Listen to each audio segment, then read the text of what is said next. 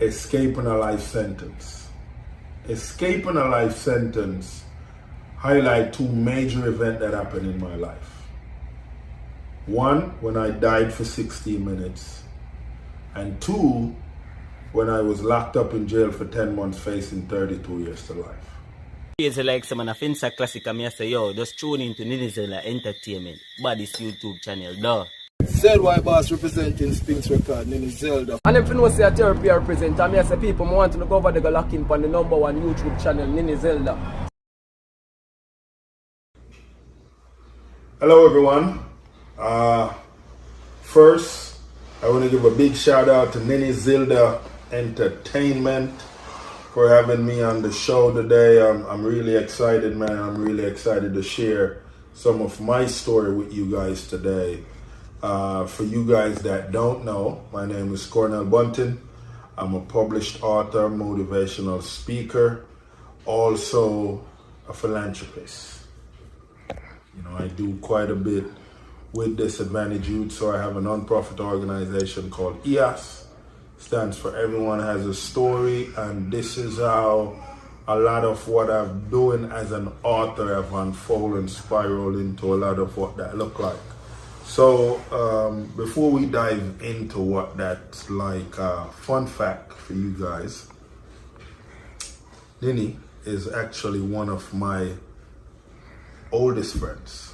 Me and Nini probably go back, I want to say about 30, 38, 39 years. We've known each other since we were probably 4 or 5 years old. We went to basic school together. That's how far back we go. And you know, I know you're doing the maths right now, trying to figure out, okay, how old is he? It's okay. We're at that age right now. We're doing it, you know, we're making moves, you know, just like my dude out there with his entertainment company that just tells story, and I know you guys been enjoying a lot of those stories.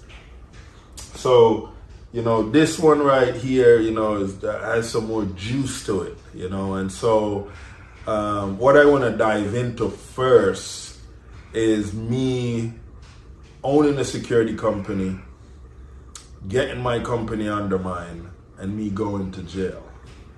And, you know, I'm going to be jumping around a little bit on what that looks like. But, you know, the first moving part to that, I actually had hung up my riding belt. You know, I used to ride in school.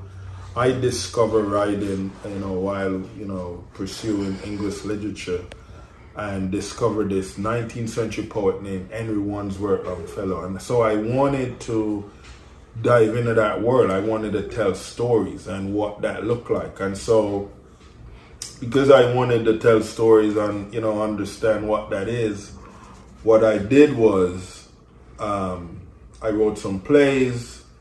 I had a lot of fun with it, you know, but when I left school, I didn't pursue it out of school. I went into hospitality, you know, became a citizen here in America.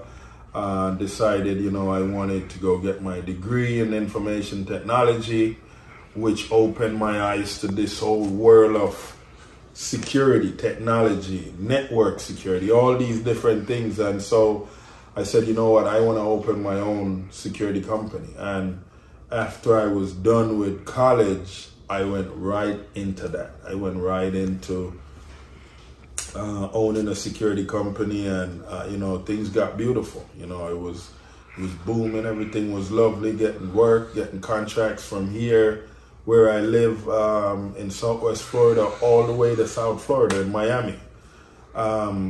You know, and then a lot of stuff started unfolding. You know, I start getting some hate, and just a bunch of stuff that was happening that I knew my competitors wasn't liking, that I was killing the game. You know, it was just beautiful. I was everywhere, you know, and they're like, man, this company is bad for business. We got to figure out how to get this company out of here. And, you know, and they did, you know, they found a way to hire one of my own employee to undermine my company. And so with that, I landed in jail, and I was in jail for 10 months facing 32 years to life. while I was there, a lot of things came to me, and so from that, I decided that, what I need to tap back into my writing. I knew what that was, I knew how to do it, but I wasn't doing it because all these other things was going on, and I was loving it. So, man, I tell you. So right now what I'm holding in my hand is my very first book that I wrote. This is Lion with No Roar. Finding is Calling. And this book right here is a book that I tell you guys have opened a lot of doors for me, given me the opportunity to travel across the world, book signings, meet with kids, been to Africa, quite a bit of places, Europe, England, Canada, you name the country, The only place that Cornell is not big with his book set is in the Caribbean, Jamaica, and all the other islands, which that's our next approach. So what I got to tell you guys about this book right here, this book is my story hidden in a kid's story, because this story is about understanding who you are, understanding your calling, but paying attention to details to understand what that look like, you walking in your purpose and what that would look like. So this was the first book. This is actually the first book that ever got printed. This was sent to me to approve the look. I really liked it. Once I got a chance to go into England, I start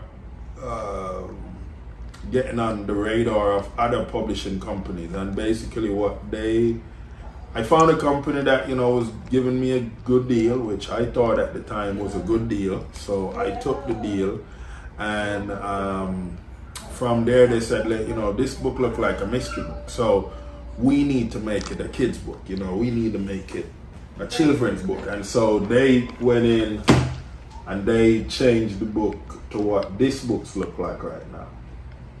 But what I can tell you guys, they were taking all my money, people. And so, once I figured that out, and I was able to get out of that contract, I got out of that contract. And whenever you get a chance and you go back online, you'll notice this is back. So this book is back. I really like, the look of what that is, and then just the mystery behind it, because there's a story hidden in the story. So when you read that story, you'll kind of get to see some of my own struggles, and the deception, all the different traits that, came out and put me in a space where I needed to understand who I was, and understanding the seriousness of paying attention to detail, and just knowing that people will definitely take advantage of me if I'm too naive. So then, what I said, I want to put out a fun project. I was a box office manager at this art center, and I worked with this young lady that was just brilliant artist, and I said to her, hey, let's do a project together. I'll write the story and you create the characters. I'll tell you what I want the characters to look like. And so we came out with this big bad book right here called PD Like the Drip Drop. Now, PD Like the Drip Drop is a part 1 of an 11 series book. There's a lot of PD books that I feel that possibly later this year to next year, I'm probably going to drop maybe 3 or 4 of the PD books, just for the kids to have. PD is a curious gator. Boy gator that, he hears things, he sees things, and he wants to understand what that is about. And so that's what PD is all about. And as the stories evolve, you guys will learn more about PD and what that look like, and who PD is and who PD is trying to become. So then we left from there, and I said, you know what? I write all these poems. And I said, why not put out a book of poems? You know, I follow this 19th century poet named Henry Wadsworth Longfellow. Why not, you know, show the world that I can create synopsis of story in somewhat of this form? And so what I did, I said, you know what? I'm gonna do synopsis of my life story coming up to where I'm at now. And so this not necessarily, this was like one of the pre-pull of the book. And so we came out with Bunt Walk.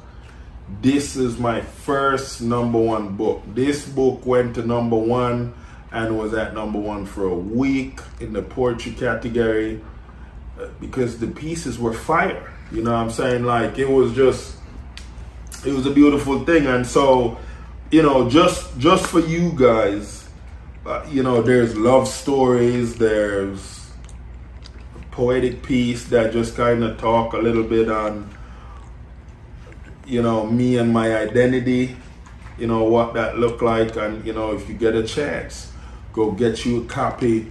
The barrel tone is serious, people. You know, I get into the patois, and what I'm going to do with this piece, like I told you guys, this is different from a lot of what you see here on Greatninizelda Entertainment. You know, you guys are in for a treat. I'm going to do a piece called The Drop, and this is from this book. This is the story behind when I was younger, you know, love climbing trees, wanted to impress a girl, and, you know, so a lot of stuff unfold. It goes like this. From a barn, me a climb tree. My first tree was a mango tree. Then me tried the coconut. But the climb was great. The fruit of this palm tree, my mind have me thinking. That tree have bread, what can do? Wine, oil, milk. As so much, I come from this one tree. A little man said them boy own the art and call it plamento. That liquor they resemble white tar. Me eat a cane and I watch the tree. In the evening put a bamboo to the tree. Me a climb as day break. The climb look great. Us green, thicker than 2 of my fingers. Under that us is a hard shell. Thicker than a walnut shell. Thinking about what's under that shell. White marrow substance. Put my finger in. Drinking this fresh with fish and bread. Tastes like almond. The natives make oil. We from West Africa with a climb nature. My next climb was the ackee tree. A permanent food of the yard, Jamaica. They talk about the ackee and saltfish. Me needed this climb. A climb to remember. Me standing under the tree looking. Ackee pods close. Waiting for ripening. Man bring home saltfish. Me can't wait. Clean and wash. My mom say after pickings. Ackee pods open. Crocus bag ready. Girl to impress coming. Start my climb. The climb of success. Me at the top. Girls impress. Me happy. Time for pickings. Start my pickings. Hockey get dropping a crocus bag settings. Bagger get full. Out on a limb. Still picking. Me excited about this national dish. Everyone watching. I'm going to get her. Everyone. She look at me smiling. Something move. Oh shit. Limb broke. Me falling. Can't grab nothing. Me dripping. Not good. The main road caught me. Knocked out. I'm at a beautiful place. Entrance await. The settings look nice. Can't wait to get in. Doorman on in my chest. No access. Too early youth. Come back when you're old. What happened, me ask? The drop happened. So listen, man, I'm telling you guys, you get in there, you'll find some piece that you'll really enjoy. It's like 33 pieces.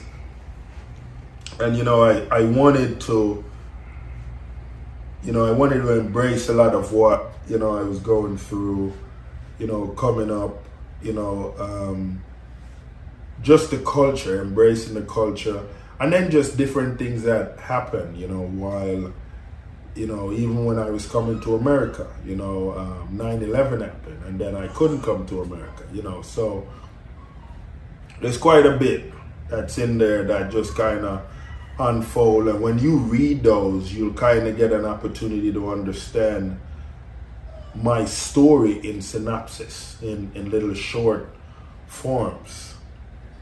So after we dropped that book, we decided that, you know, the people needed to know who I am, and so we start writing my memoir. My memoir is called Escaping a Life Sentence. Escaping a Life Sentence highlight two major events that happened in my life.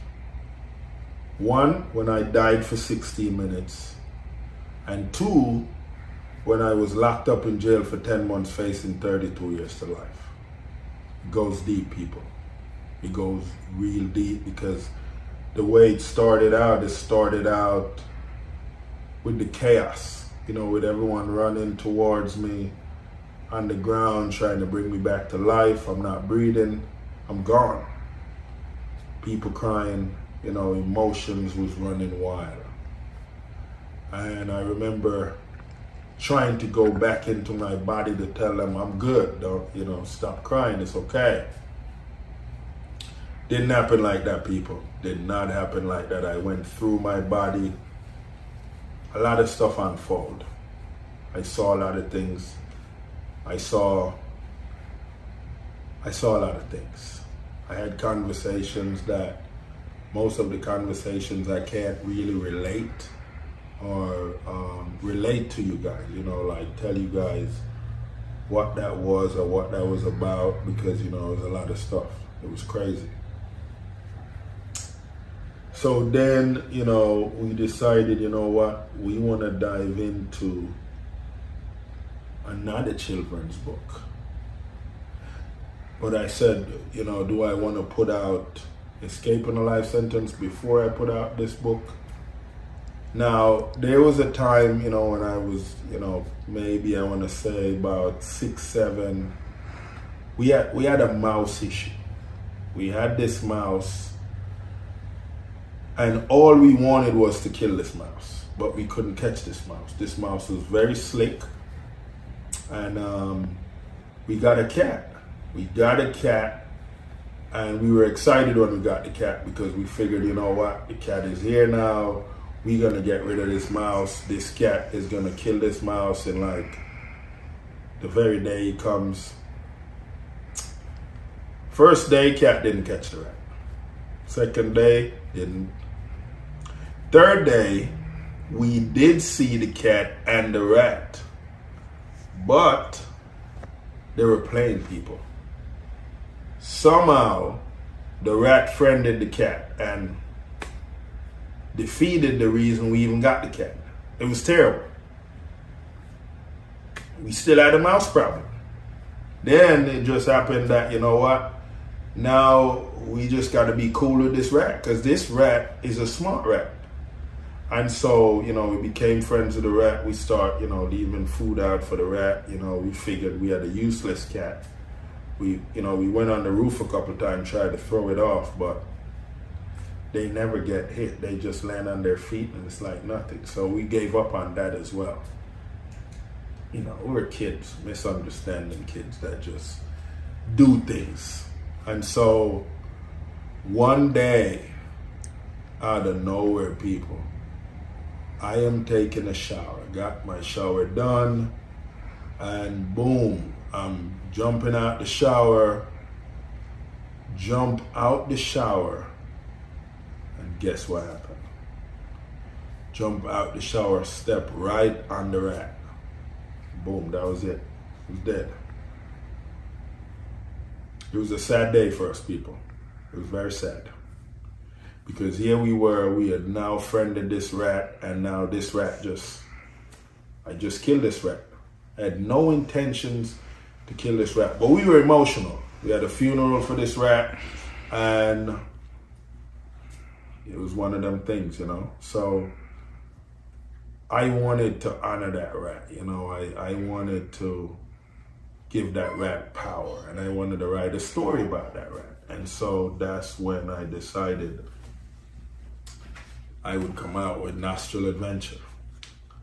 And Nostril, if you know this, is a mouse that has a huge nose, and this nose gives Nostril the ability to smell the finer cheese from a very long distance away. So he knows where to go to get the nice cheese. And in the story, what you guys will find that all of Nostril's friends wanted him to be a part of what they were doing, eating the cheese that they eat.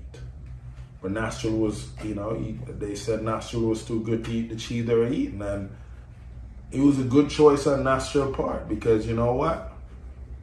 In the story, you'll discover those rats made bad decisions, and it ended up affecting them. And so Nostril goes on a quest because, you know, is the nose that he has with the gift that he has put him on this quest to go find this gold dust cheese.